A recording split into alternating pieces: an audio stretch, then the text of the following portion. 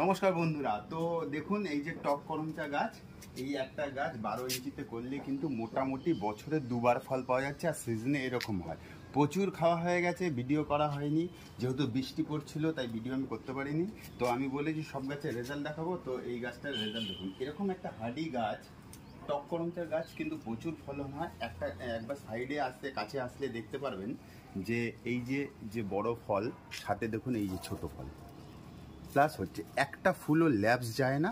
এই গোলাপি রঙের করমচা গাছটার মধ্যে পাকলে কীরকম হয় সেটাও আমি দেখাচ্ছি। আগেও পাকা প্রচুর ফল খাওয়া হয়ে গেছে, এই যে পাকলে কিন্তু এই রকম হয়।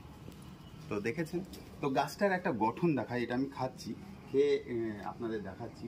টক করমচা এটা কিন্তু ডালের জন্য, চাটনির জন্য খুব ভালো।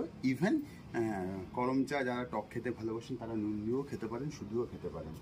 তো অ্যাকচুয়ালি ফলের জন্য আমি এটা লাগাইনি, আমি এই গাছটা বসিয়েছি জাস্ট ফলনের জন্য। আমার ছাদে সব থেকে বেশি ফলন এই গাছটা, এখানে ভরা ছিল, বৃষ্টির জন্য আসেনি।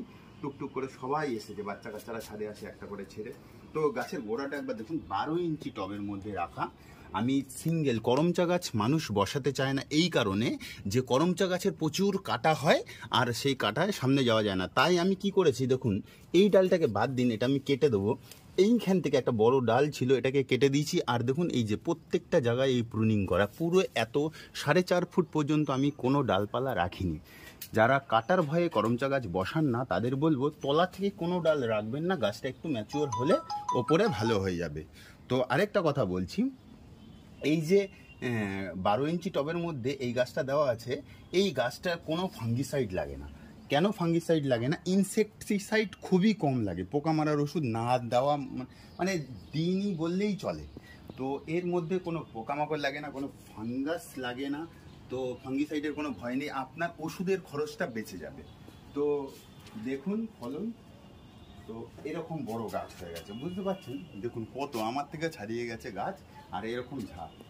তো গাছটাকে যদি একটুখানি বাইন্ডিং করে আমরা এইভাবে রাখি, দেখুন কি সুন্দর লাগবে দেখতে। দেখুন ব্যাপারটা বুঝতে পারবেন। তো ভিডিওটা কেমন লাগলো অবশ্যই জানাবেন। তো আপনাদের সবাইকে বলবো যে একটা করে করমচা গাছ কিন্তু অবশ্যই বসাতে হবে। ধন্যবাদ সবাইকে।